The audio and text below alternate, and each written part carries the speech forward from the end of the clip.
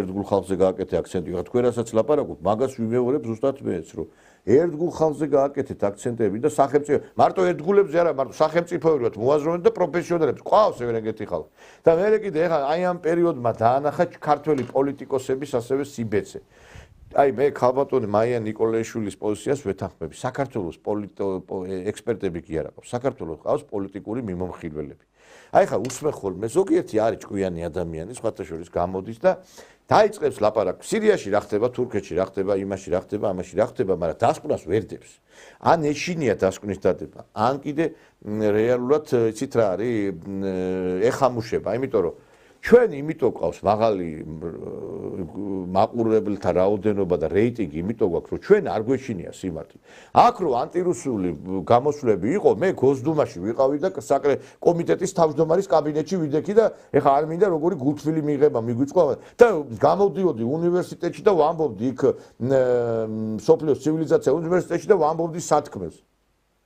მე ვფიქრობ რომ და არ მეშინია თქვენი ბულინგის და დღეს პოლიტექსპერტებს ეშინიათ იმის თქმა, რომ საქართველოს რუსეთისკენ უნდა გადადგას ნაბიჯები თუ არა დაიღუპება ეს ქვეყანა. ლაპარაკობენ ბლა ბლა ბლა და იმას კი არ იტყვიან, რომ გზა და ჩვენი ხსნა არის რუსეთთან ურთიერთობა. ამის ეშინიათ, იმიტომ რომ თან როგორ არის, იცი, ეს რუსეთი არის იმასავით, საგინებელებით. თქვენ აკეთებს რუსულ საქმეს. თქვენ აკეთებ რა რუსულ საქმეს აკეთებთ ხალხო გეუბნება ეს რუსეთი მოდი დავილაპარაკოთ აგერ ვართ გახსნილები რა გინდათ მაინტერესებს აგერ სირიაში რა ხდება ხო ხედავ ქრისტიანების დევნა დაიწყო თქვენ რა გონიათ ეს ამათ რა გონიათ საქართველოში ეს არ მოხდება გაიხსენეთ ჩვენი ისტორია მთელი ჩვენი ისტორია არის ჩვენთა ქრისტიანების დევნა თქვენ რატო გონიათ რომ ეგ საქართველოში შეიძლება არ განმეორდეს მეც უკრაინაში არ დაიწყო რატო გონიათ ის რაც დღეს ხდება სირიაში ის შეიძლება საქართველოში არ შემოვიდნენ ნაკა და აგვაწიოყო რატო გონია თუ ამიტომ არის ჩვენ გუმბათი გვჭირდება დაცვის მექანიზმები გვჭირდება ბელორუსიაში რო შეიტანა იმ რუსეთმა თავისი ატომური შეერაგება всё დაცულია ბელორუსია ბელორუსი არის დაცული იმიტომ რომ ატომური შეერაგება არის იქა და დღეს ეს პოლიტექსპერტები რომლებიც ვითომ აი რაღაცა იმას სოლომონ ბრძენის ფუნქცია აქვს და ეგ ლაქლაქებენ ბოლომდე სათქმეს იმიტომ არ ერიდებიან იმიტომ რომ ხვალდაზე შეიძლება ის სხვადასხვა ილაპარაკონ არა ყავს ჩვენ სამწუხაროდ მე კიდე ერთხელ ვიმეორებ ბევრი ჩემთან აღარც მოხდება ეთერში უკვე იმ პოლიტიკოსებიდან იმიტომ რომ ზოგი დაიმალა ამ ძდელბედობის ჟამს მილიონ კილომეტრიან იმეებს როდებს სტატუსებს და ენა რო გაქვს წაგდებული და რაღაცებს ეხლა აი ამ ძდელბედობის ჟამს სად იყავით დამალულები რომ შემძვრალები რო იყავით ჩირგვებში სულ არ ჭირდება არ თქვენი გამო აქ ბოდიში და ეს ძვირფასი დრო ეთერი რომელიც საკმაოდ რეიტინგული არის ჩვენი არხი მიუხედავად იმისა რომ შეიძლება ჩვენ თბილისში არა ვართ მაგრამ აქიდან საიდანაც არ უნდა თქვას ამ ქარელში რო წავიდეთ და ვარიანში რო წავიდეთ იქიდანაც მაღალი რეიტინგი გვექნება ჩვენ და მე სადაც ვიქდები, კიდე იქიდანაც იქდება რეიტინგი. მე არ მინდა თავისკება, მაგრამ ეხლა ზოგჯერ შენი თავი უნდა დააფასოს, თორე სხვა არ დაგაფასებს რა. სადაც მე ვარ, იქ არის რეიტინგი, იმიტომ რომ მე ლაპარაკობ ყოველთვის სიმართლეს, სამწუხაროდ ამ სიმართლის გამო ვარ დიდი დარტყმის ქვეშ. ეხლა ეს ბევრს არ ესმის ხის თავიანს და სულელს, მაგრამ რა ვქნა ეხლა თუ გაიგებს, თუ ვერ გაიგებს, ვერც გაიგებს, ხო? მაგრამ ერთი რამეა ფაქტი.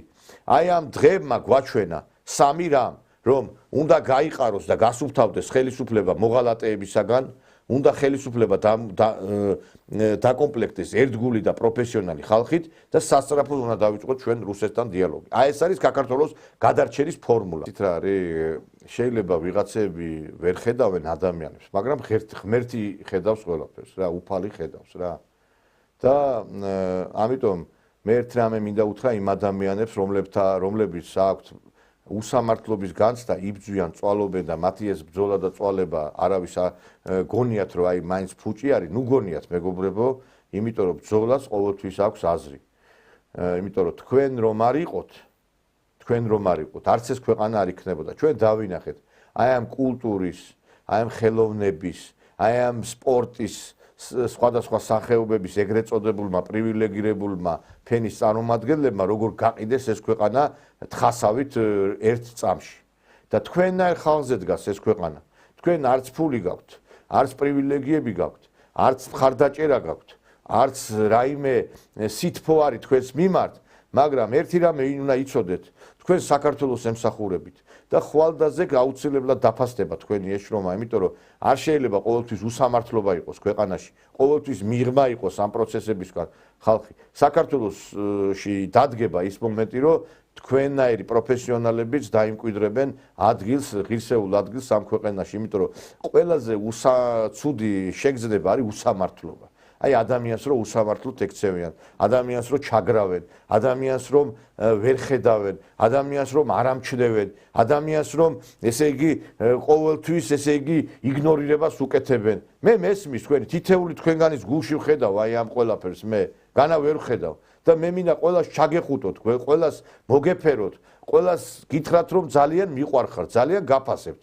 და ვიცი რა, რაც არის, მაგრამ ერთი რამე იცოდეთ რა. აი, როდესაც დაუფასებლობაზეა ლაპარაკი. საქართველოში ყველაზე დიდი ბრძოლა ჩვენ რომ მოვიგეთ, დიდგორის ბრძოლა. იმ ბრძოლის გარდამტეხი მომენტი იყო 200 იმ მებრძოლის შეჭრა მტრის ბანაკში, რომელმაც დეზორგანიზება მოახდინეს მტრის და აირდაირია თურქ-სელჩუკთა რაზმი და ამით ვისარგებლეთ ჩვენ და შემდგომ ამ დეზორგანიზებულ რაზმს მივაყენეთ სასიკვდილო დარტყმა. კაცი შვილმა არ იცის იმ 200 კაცის სახელი და გვარი. და იმათი სახელები და გვარები არ ვიცით, მაგრამ იმათი გმირობა ვიცით ჩვენ. ამიტომ თქვენც აი იმ 200 ქართველის, იმ 200 მხედარის, იმ 200 პატრიოტის და რიცოდნენ რა, რომ შედიოდნენ ცოცხალი ვერ დაბრუნდებოდნენ, იმიტომ რომ მიდიოდნენ სიკვდილზე. თქვენც ხართ იმ ადამიანების შთამომავლები, ჩვენ იმ ხალხის შთამომავლები ვართ ხალხო. ჩვენ არ გვჭირდება, მე თავარია ღმერთს, ეს არის სული უკვდავი. ნუ მივიღებთ თანამდებობებს, ნუ მივიღებთ, ამათმა ჭამონ, ამათმა სვან და გაძღნენ.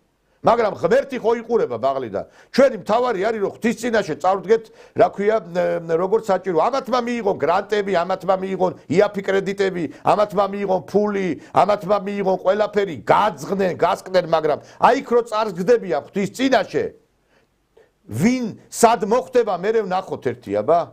თქვენ დაიკავებთ უფალთან ადგილს და ესენი დაიკავებენ ადგილს ეშმაკთან. და რომელი ჯობია სულის უკვდავება თუ ეშმაკის ეშმაკთან ყოფნა. აი ამას გეტყვით მე. ამიტომ ნუ შეტრკებით თქვენ. თავარია ბოლომდე ზიდოთ ჭაპანი. უფალმა იესო ქრისტემ გვიჩვენა თავისი მაგალითით როგორ უნდა ვიცხოვროთ. უფალმა გაწირა თავი და ეწამა და ჩვენ უფლის ხატათა ვართ შექმნილი მის სახედ და ხატად და ამიტომ ჩვენც უნდა ისე უნდა ვიმოქმედოთ როგორც ჩვენი გმირი წინაპრები, როგორც ჩვენი წმინდანები მოქმედებდნენ.